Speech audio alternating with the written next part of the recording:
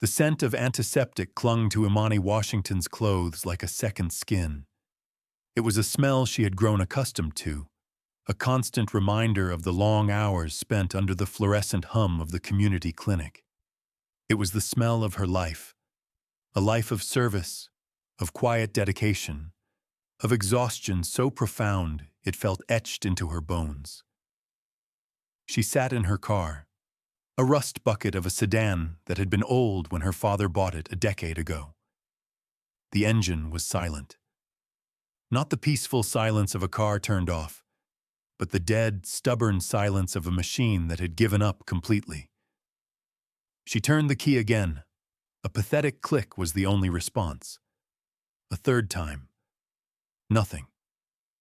The check engine light, her steadfast and mocking companion for the past 6 months, was finally dark. It had won. The car was dead. Imani rested her forehead against the cold plastic of the steering wheel. A single hot tear traced a path through the day's grime on her cheek. It was not a tear of sadness, but of pure, unadulterated frustration. She was a nurse. Her job required her to travel, to make house calls to elderly patients who couldn't make it to the clinic, to be on call for emergencies. Public transportation was a labyrinth of infrequent routes and impossible schedules that paid no mind to the urgent rhythms of medical care. This car, this heap of metal and faded dreams, was her lifeline, and now it was gone. She was tired, so deeply tired. The shift had been 14 hours long, a blur of taking vitals, administering medication, and offering reassuring words to people whose lives were fraying at the edges. She had held the hand of an elderly woman whose children never visited. She had cleaned a wound for a homeless man who had apologized for the smell of his unwashed clothes. She had done her job. She had done it with a smile, with patience, with the boundless empathy that was both her greatest gift and her heaviest burden. Now, all she wanted was to go home to her small, quiet apartment, eat a bowl of cereal, and fall into bed. But home was 7 miles away, and she was stranded on the shoulder of a busy road as evening bled into night. She closed her eyes, and the numbers started their frantic dance in her head. The rent was due on Friday. The electric bill was already a week late. She had promised to send her younger brother, Michael, $200 for his college textbooks. Her bank account held exactly $312.47. It was a pathetic little fortress she had built, dollar by painful dollar, against the invading army of her expenses. An army that was about to breach the walls. A new car was not a luxury. It was not a desire. It was an absolute, terrifying necessity. The thought of walking onto a car lot with her meager savings felt like walking into a lion's den armed with a feather. She pulled out her phone. The screen cracked in a spiderweb pattern. She searched for car dealerships nearby. One name glowed with an aggressive, polished font: Vance Luxury Motors. The name itself was intimidating. Luxury. It was a word from a different language, a different universe. But it was the closest, and it was open late. Maybe they had used cars. Cheap used cars. Hope, that stubborn, foolish weed, pushed a tiny green shoot through the concrete of her despair. After a costly taxi ride that devoured $20 precious from her dwindling funds, she stood before it.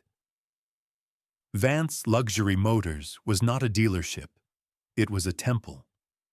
A gleaming palace of glass and steel where impossibly shiny vehicles sat on polished marble floors like offerings to the god of wealth. The air inside, when the automatic doors whispered open, smelled of leather and money and a faint, cloying air freshener. It was a world away from the smell of antiseptic and sickness. Imani felt a wave of self-consciousness wash over her. She smoothed down her faded blue scrubs. suddenly aware of the small stain on the cuff she hadn't been able to wash out. Her shoes, comfortable and practical for long hours on her feet, suddenly felt clunky and cheap. Every person inside seemed to glide, dressed in sharp suits or elegant dresses. They belonged. She did not. A salesman with slicked-back hair and a smile that didn't reach his eyes glanced at her, his gaze flicking from her worn shoes to her tired face, and then away. He dismissed her in a single, practiced motion. He turned his attention back to a couple admiring a sports car the color of blood. Imani felt a familiar sting, the sting of being invisible, the sting of being judged and found wanting before she had even spoken a word. She remembered her grandmother's voice, a warm, steady presence in the chaotic halls of her memory. "Hold your head high, Imani," she would say. "Your worth isn't in your pockets. It's in your soul. Don't you ever let anyone make you feel small." Imani took a deep breath, straightened her shoulders, and forced herself to walk further into the showroom. She would not be made to feel small. As she scanned the floor for a section that might contain something, anything, remotely within her price range, her attention was drawn to a small commotion near the back. A salesman, younger than the first, but with the same predatory gleam in his eye, was speaking to an elderly man. The man was small and thin, with a kind, wrinkled face. He was dressed in simple, well-worn clothes, a tweed jacket with patches on the elbows, slacks that had seen better days, and a faded newsboy cap. The salesman was leaning in, his voice a low, condescending drawl that still managed to carry across the showroom. "Sir, as I've explained, these are high-performance vehicles. They are very complex. Perhaps something simpler would be more your speed." The elderly man seemed confused. He swayed slightly on his feet, his hand gripping the back of a leather chair for support. I just wanted to see the engine," the man said, his voice frail. "I used to work on engines a long time ago." "The engine bay on the new S-Class is a restricted access area for our technicians," the salesman lied smoothly. "Now, if you're not here to make a purchase, I'm going to have to ask you to clear the floor. We have serious clients we need to attend to." He gestured vaguely in Imani's direction, a smirk playing on his lips, as if lumping her and the old man together as the day's unwanted distractions. Something in Imani's chest tightened. It was her nurse's instinct, a built-in alarm system that went off at the sight of vulnerability. The man's slight sway, his confusion, the pale, clammy look of his skin. It wasn't just a salesman being rude. This was a medical situation unfolding on a marble floor. She recognized the signs of hypoglycemia, low blood sugar. It could become serious, fast. She thought of her co-worker's warning. "Don't get involved." She thought of the salesman who had already dismissed her. She knew that inserting herself would only draw more unwanted attention. She should just turn around, find a manager, and quietly ask about used cars. It was the safe thing to do, the smart thing to do. But then she looked at the old man's face again. She saw the bewilderment in his eyes, the faint tremor in his hands. He could be anyone's grandfather. He could be one of her patients.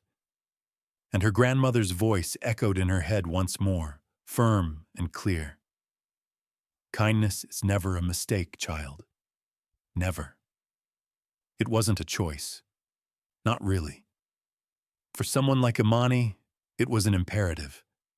She started walking toward them, her worn-out nursing shoes making soft, determined sounds on the cold, hard floor.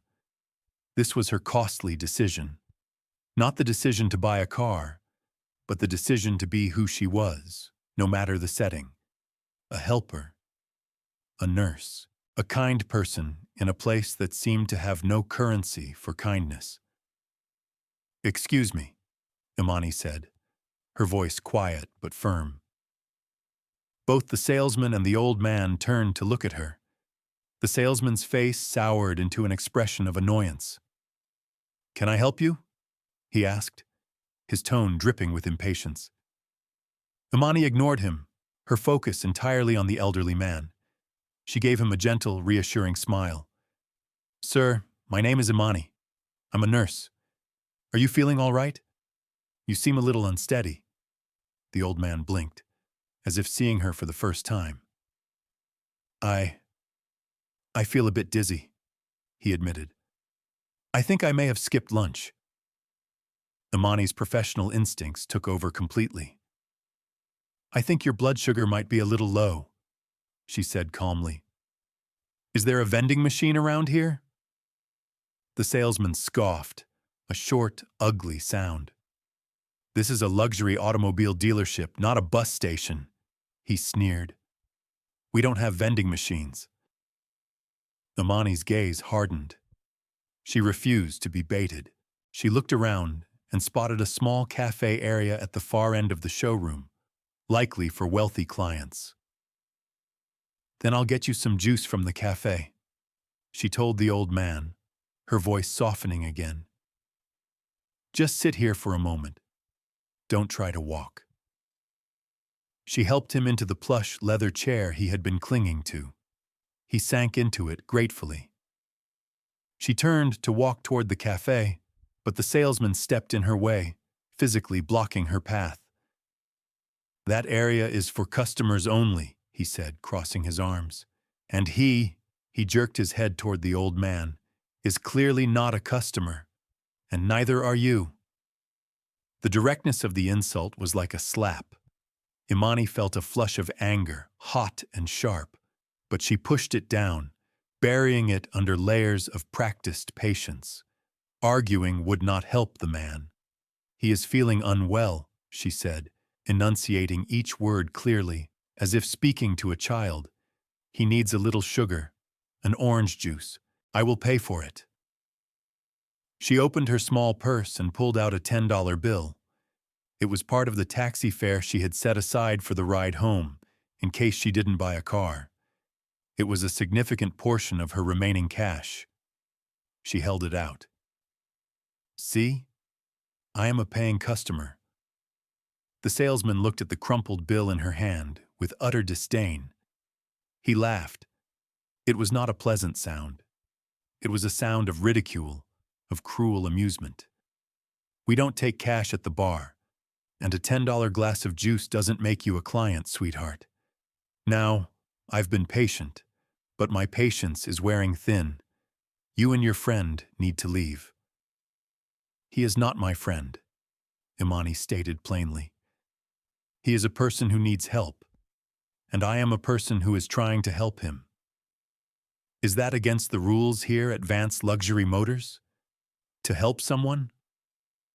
Her question hung in the air, sharp and pointed. The salesman's face darkened. He was losing control of the situation, and he knew it. His condescension curdled into outright hostility. Just then, a new voice cut through the tension, a voice that was smooth as silk and cold as ice. "Is there a problem here, Dennis?" A man had approached, walking with an unhurried, proprietary stride. He was in his late 50s, with perfectly coiffed silver hair, a deep tan, and a suit so exquisitely tailored it probably cost more than Imani's car had when it was new. His shoes shone like black mirrors. On his wrist, a gold watch glinted under the showroom lights. This was a man accustomed to power. This was Arthur Vance. The salesman, Dennis, immediately straightened up, his demeanor shifting from bully to sycophant. "Mr. Vance, sir, no problem at all. I was just handling a situation." Arthur Vance's eyes, the color of a pale winter sky, swept over the scene. They lingered on the elderly man slumped in the chair, then moved to Imani. His gaze was not just dismissive, it was dissecting. He took in her scrubs, her worn shoes, the color of her skin, and a flicker of profound distaste crossed his features. He didn't see a nurse. He didn't see a potential customer. He saw a problem, an unsightly stain on his perfect marble floor. A situation, Vance repeated, his voice dangerously soft. It looks to me like you've allowed vagrants to wander in off the street, Dennis. This is a showroom for million-dollar automobiles, not a homeless shelter. The words were spoken to Dennis, but they were aimed like arrows straight at Imani and the old man. The public humiliation had begun. Every head in the showroom turned. The quiet hum of conversations died down. They were now the center of attention, a spectacle for the rich and bored. Imani felt her cheeks burn with a fire she could not control. She felt 100 pairs of eyes on her, judging, staring, some with pity, most with a cold, detached curiosity. "Sir, that is not what's happening," Imani said, her voice shaking slightly despite her efforts to keep it steady. "This gentleman was feeling unwell. I am a nurse. I was simply trying to get him some orange juice." Vance gave a short, derisive laugh. "A nurse? Of course. And I suppose he's a secret millionaire just testing our customer service." He took a step closer to her, invading her personal space. He looked down his nose at her, his lip curled in a sneer. "Listen to me very carefully. I have spent 20 years building this brand. A brand of luxury, of exclusivity. It's for a certain kind of clientele. A clientele that does not appreciate being accosted by people begging for handouts." "I was not begging," Imani retorted, her voice gaining a sliver of its strength back. "I offered to pay." "Oh, you offered to pay?" Vance mocked, his voice rising in volume, playing to the crowd. "With what? The loose change in your pocket?" He reached into his own pocket, pulled out a thick, monogrammed money clip, and peeled off a single $20 bill. He held it between his thumb and forefinger, as if it were something dirty. He didn't hand it to her. He flicked it. The bill fluttered through the air and landed on the floor at her feet. "Here," he said, his voice laced with venom. "Take this. Go buy yourself and your patient a meal at the diner down the street, and do not come back. My customers are here to buy $500,000 cars, not to be subjected to this unpleasantness." The air was sucked out of Imani's lungs. The entire showroom was silent, watching. People had their phones out now, the small red dots of recording lights like malevolent eyes. She stared at the $20 bill on the pristine floor. It was a brand, a mark of shame he had just placed on her. He hadn't just insulted her. He had tried to purchase her dignity and discard it. He had reduced her to a charity case, a nuisance to be paid off and sent away. Her grandmother's words came to her again. "Hold your head high." But it was so hard. Her body wanted to shrink, to curl in on itself and disappear. The humiliation was a physical weight, pressing down on her shoulders, making it hard to breathe. She could feel the stares of the other customers, could hear a faint snicker from someone near the front. She was alone, utterly and completely alone. "I don't want your money," she said, her voice a hoarse whisper. "What was that?" Vance barked, cupping a hand to his ear in a gesture of mock deafness. "I couldn't hear you from all the way down there. You'll have to speak up." He wanted to break her. He was enjoying it. This was a sport for him. Imani squeezed her hands into fists at her sides, her short, clean nails digging into her palms. She would not cry. She would not give him the satisfaction. She met his cold, cruel eyes. "So I said," she repeated, her voice louder now, trembling but clear. "I don't want your money. I want you to show a little human decency." Vance threw his head back and laughed. It was a loud, booming, ugly sound that echoed in the cavernous space. "Human decency? Look around you, girl. This is a business. Decency doesn't pay for the Carreras and the Bentleys. Now I have been polite. I have been generous." He pointed a finger at her. "My patience is at an end. Security," he bellowed. "Get this little rat and her friend out of my showroom. Now!" Two burly men in black uniforms started moving toward them from the front entrance. Their faces were impassive, their strides heavy and purposeful. Panic began to bubble in Imani's chest. This was escalating into a nightmare. They were going to physically throw her out. Her and the sick old man who couldn't even stand properly. She looked at the faces in the crowd. No one moved.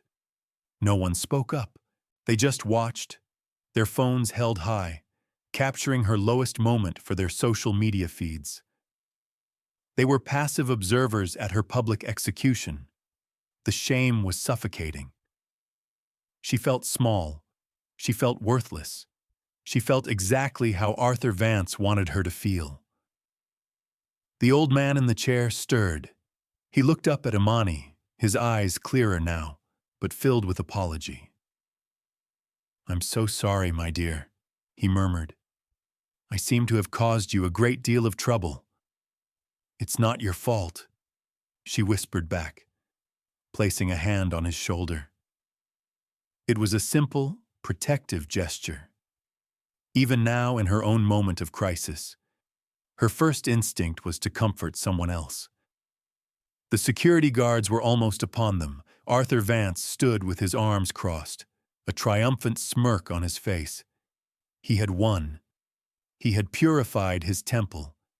And then, the world outside the glass walls changed.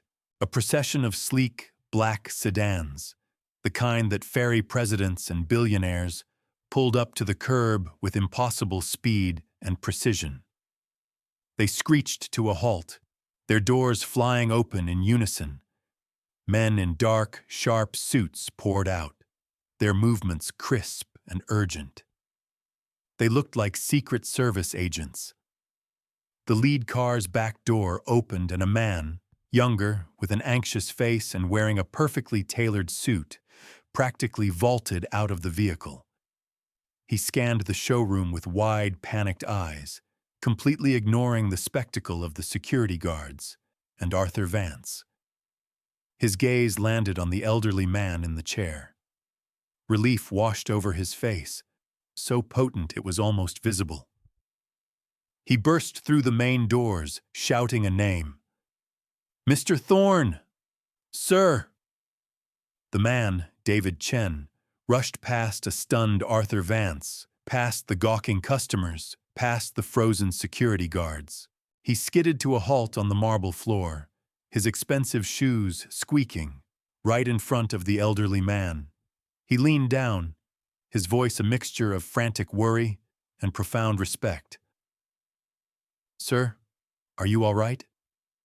We've been searching for the last hour. Your security detail lost you after you slipped out the side door of the hotel. You missed your 2 o'clock medication." The showroom, which had been captivated by one drama, was now stunned into silence by a new one. Arthur Vance's smirk faltered. A line of confusion appeared between his perfectly groomed eyebrows.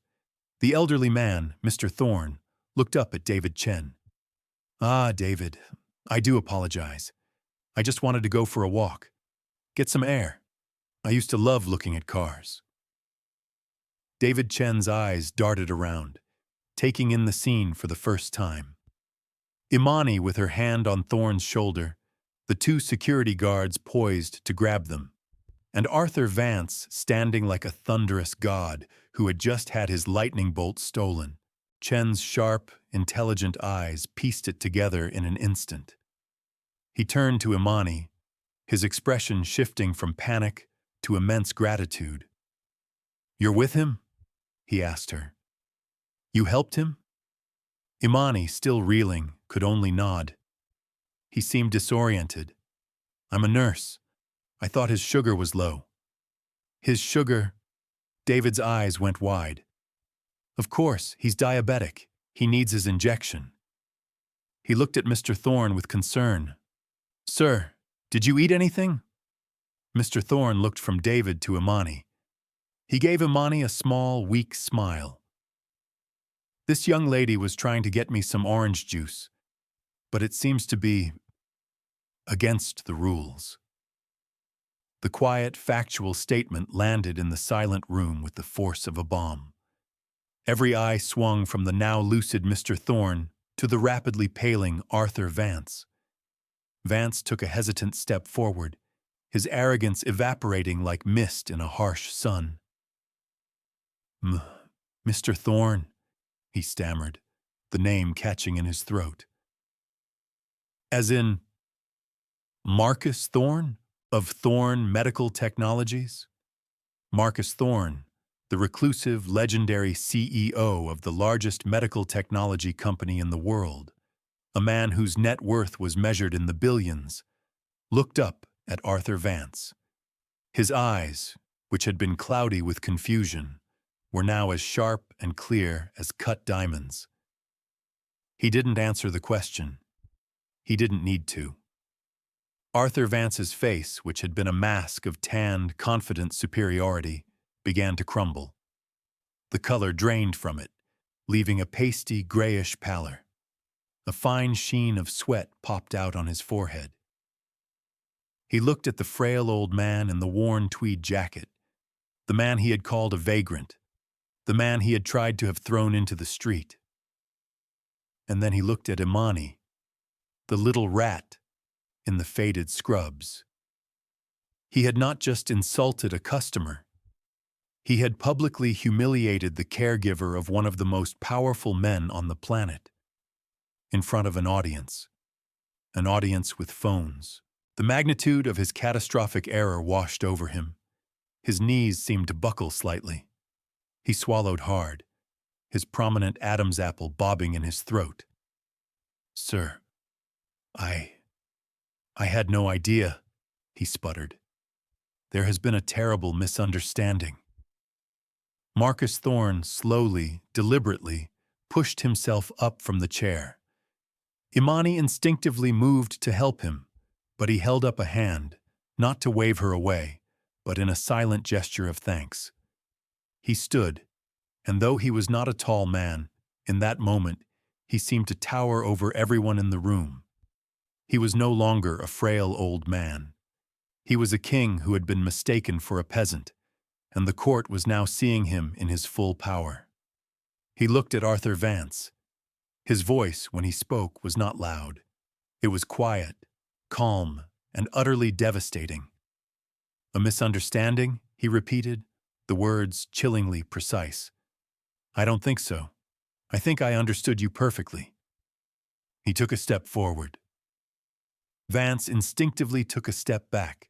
You judged a man by his clothes, Thorne said, his voice still quiet, yet it carried to every corner of the silent showroom. You saw an old man in a worn jacket and you saw a vagrant. You dismissed him. You insulted him. He paused, his gaze unwavering. Then you saw this young woman.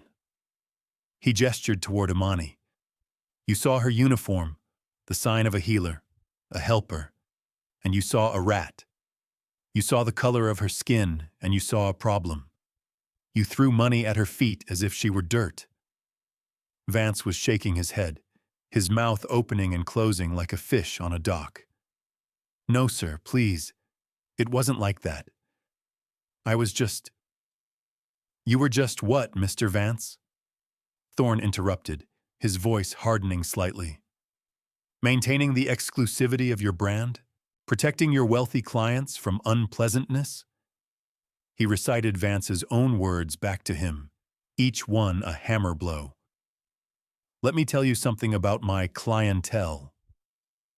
My company, Thorne Medical Technologies, has a corporate fleet of over 5,000 vehicles. We are in the process of upgrading the entire fleet. A contract worth, I believe, somewhere in the neighborhood of $80 million. A collective gasp went through the room. Vance looked as if he had been physically struck. My board was considering a new partnership, Thorne continued relentlessly. There was a proposal on my desk this morning to acquire a controlling interest in a chain of luxury dealerships to service our executive fleet. Your chain, Mr. Vance. Vance made a small, choking sound. Please, Mr. Thorne. That proposal is no longer on my desk, Thorne stated flatly. And our fleet will be serviced elsewhere. You see, my company is in the business of health, of caring for people. We cannot be in business with someone who believes human decency is bad for business. Someone who sees a person in need and calls them trash. He wasn't finished. The execution was not yet complete. My chief financial officer is a very thorough man, Thorne said, a dangerous glint in his eye. He informed me that the holding company that owns this very building, this very land, was recently acquired by one of our investment subsidiaries. Thorne Medical Technologies is, in effect, your landlord, Mr. Vance. We hold the note on your business. If Vance had been pale before, he was now translucent. He looked like a ghost. And I believe there is a morality clause in that lease, Thorne said, looking over at David Chen, who gave a sharp, affirmative nod. A clause that prohibits behavior that would bring disrepute upon the property owner. I would say that publicly humiliating a nurse for providing medical assistance certainly qualifies as disrepute. Wouldn't you, David? Emphatically so, Mr. Thorne, Chen replied, his voice crisp.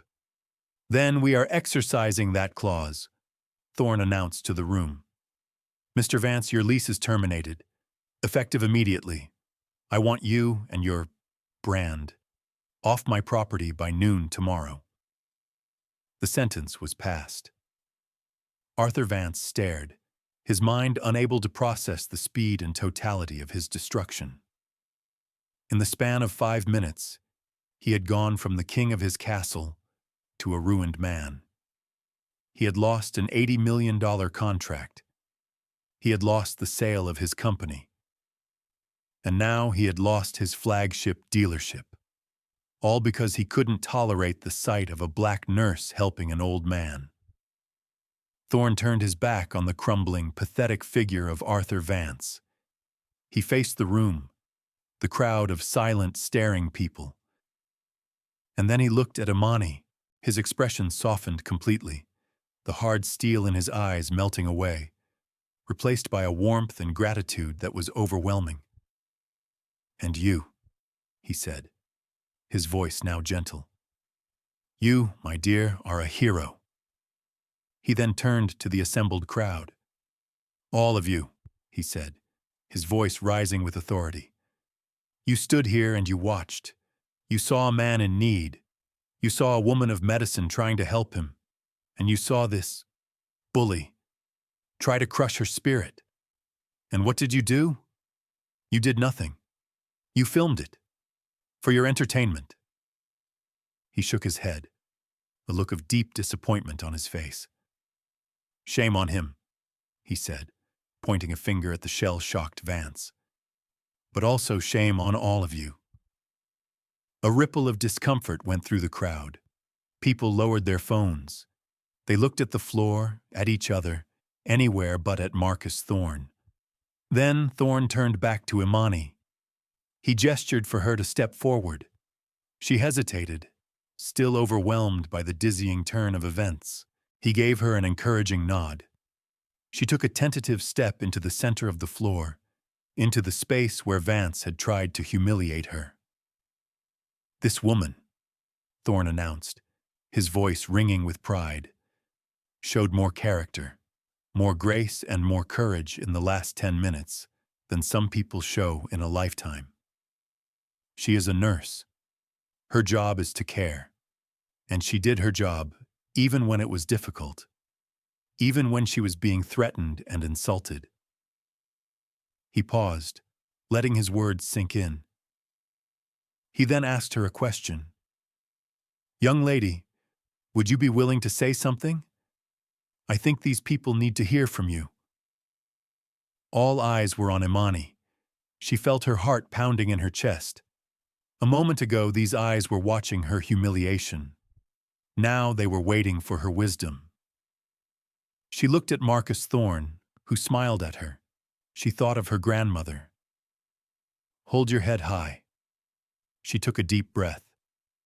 She did not look at Arthur Vance. She looked at the faces in the crowd.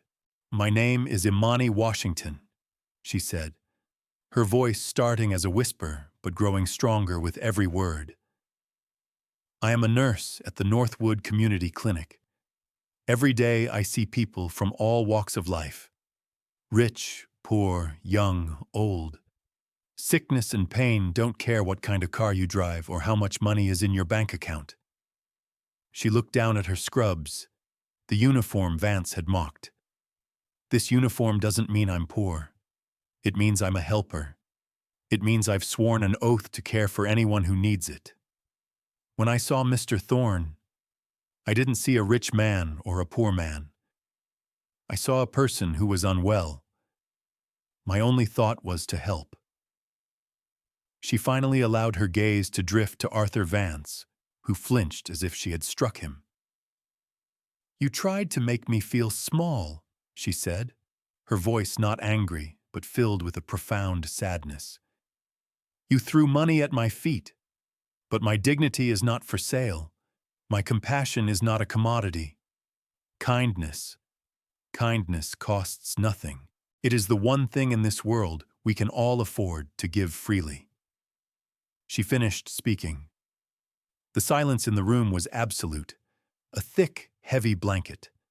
And then one person started to clap, then another, and another. Within seconds, the entire showroom erupted in thunderous applause. It was a wave of sound, of approval, of catharsis. The people who had been silent bystanders were now her cheering section. They were applauding the very decency they had failed to show. One woman in the crowd, who had been filming earlier, pushed her way to the front. Tears were streaming down her face. "I am so sorry," she said to Imani. "I just stood there. I was wrong. Thank you for showing me what courage looks like." The spell was broken. Arthur Vance, forgotten for a moment, let out a strangled cry and turned to flee, to escape the sound of the applause for the woman he had tried to destroy. But there was nowhere to go. David Chen's assistants were already quietly and efficiently blocking the exits. The reckoning was over, but the reward was just beginning. Marcus Thorne beamed, his face alight with joy. He waited for the applause to die down. "Well said, Imani Washington. Well said." He looked around the opulent showroom. "Now, I believe you came here because you needed a car." Imani remembered, with a jolt, the original reason for this entire nightmare. Her dead car. Her $300. It seemed like a lifetime ago. "Yes, sir," she said quietly. "Mine broke down." "Broke down, did it?" Thorne's eyes twinkled. "Well, that simply won't do. Not for the woman who just saved the life of a forgetful old billionaire." He swept his arm out, encompassing the entire showroom floor. The Bentleys, the Porsches, the gleaming Mercedes-Benzes. "Pick one," he said simply. "Anyone. It's yours." Imani stared at him, speechless. She thought he was joking, but the look on his face was entirely serious. "Sir, I can't," she stammered. "These cars, they cost more than my apartment building." "A minor detail," Thorne said with a wave of his hand. "Consider it a thank you gift, and a signing bonus." "A signing bonus?" Imani repeated, her head spinning. "Yes," Thorne said, his expression turning serious again. I wasn't just posturing for Mr. Vance's benefit. My company is launching a new philanthropic division, the Thorn Community Health Initiative. It's a multi-million-dollar fund dedicated to building and staffing free clinics in underserved communities, to providing health care for those who can't afford it. He looked her directly in the eye. The initiative needs a leader. It needs a director. Someone with medical expertise, yes, but more importantly, someone with a heart. Someone with integrity. Someone who understands that caring for people is the most important job in the world. It needs you, Imani. Imani felt her knees go weak. This was impossible. This was a dream. Me? But I'm a nurse. You are not just a nurse, Thorn corrected her gently. You are exactly the person I have been looking for. The position comes with a salary of $200,000 a year, a full benefits package, a housing allowance, and complete autonomy to build the program as you see fit. $200,000. The number was so large, so astronomical, it didn't even seem real. It was more money than she had earned in the last 5 years combined. It was freedom from the frantic dance of numbers in her head. It was the end of late notices and choosing between gas and food. It was help for her brother. It was a new life. Tears, real tears of shock and overwhelming relief, finally welled in her eyes. I don't know what to say, she whispered. Say yes, Thorn said with a warm smile, and so she did. But the moment of vindication needed one final, spectacular flourish. Thorn turned to his assistant, David Chen. David, that check we prepared for the initial acquisition proposal for this dealership chain. Do you have it with you? David nodded, reached into his briefcase and pulled out a large portfolio-style checkbook. He quickly wrote on it, signed it, and handed it to Marcus Thorn.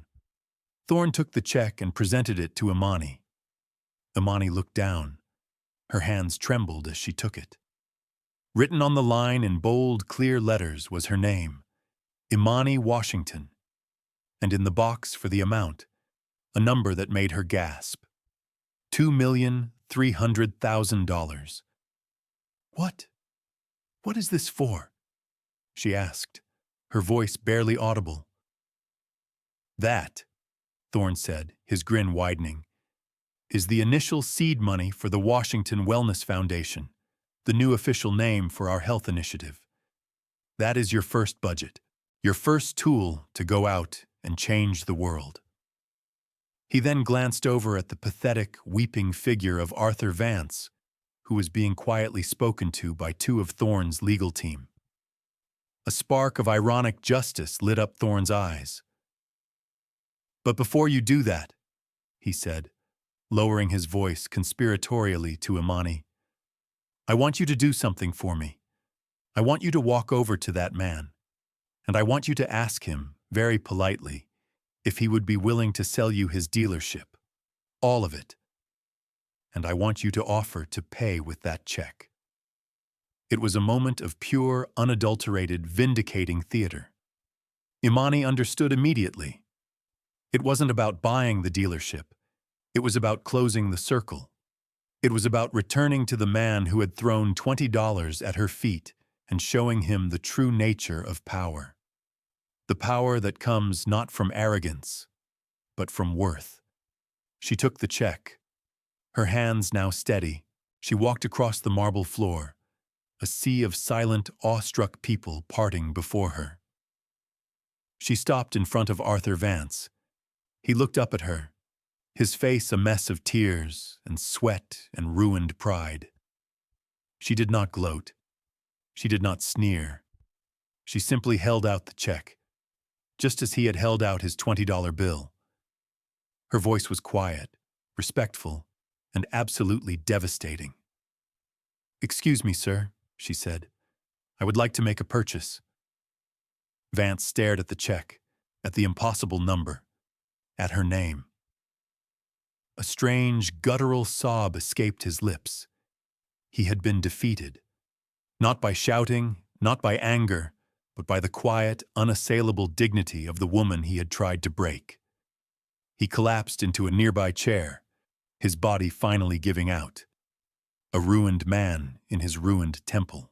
Later that night, long after the dealership was cleared and the news crews had gathered outside, feeding on the viral story, Imani was driven not to her old, cramped apartment, but to a beautiful new one arranged for by Thorne's company.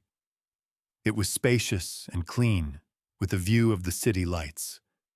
Waiting for her inside was more than she could have ever imagined. The kitchen was fully stocked with groceries. The closet held new sets of clothes, both professional suits for her new job and comfortable scrubs for the nurse she would always be in her heart. Her old car, the one that had died and started this whole chain of events, was gone. In its place in the building's secure garage was a brand new, reliable sedan. The model she had been hoping to find in the used car section, paid for in full. There was no fanfare, just a simple note on the dashboard. For a healer on the move, MT. The full scope of Arthur Vance's ruin became clear in the following days. The video of his tirade and its aftermath was everywhere. His name became a byword for arrogant prejudice. His business partners deserted him. His bank called in his loans. His wife filed for divorce, citing the public humiliation. He lost everything. Not just his money, but his standing, his reputation, his entire world. It had all been built on a foundation of sand, and a single act of kindness had been the wave that washed it all away.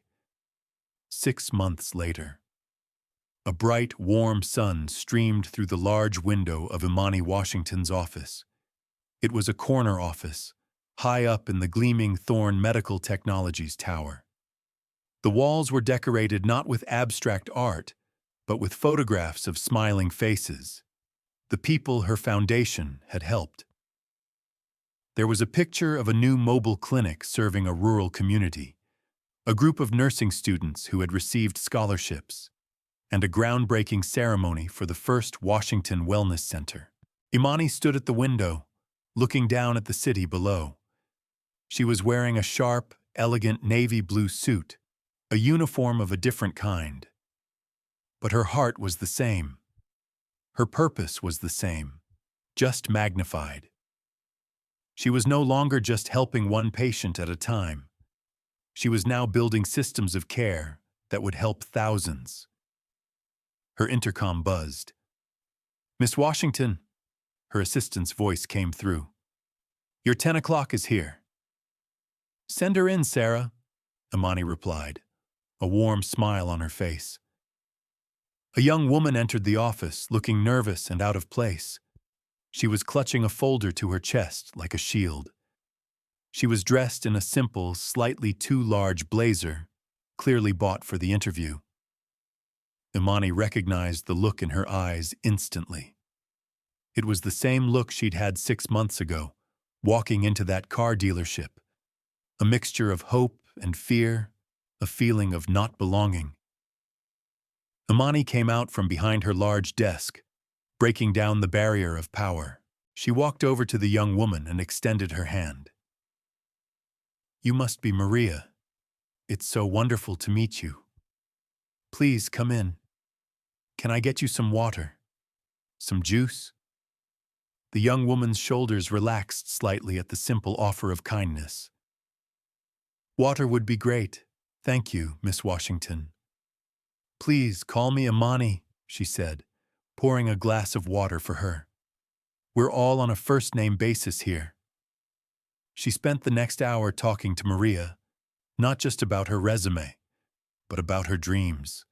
She learned that Maria was the first in her family to graduate from college, and that she wanted to work in community outreach to help families like her own.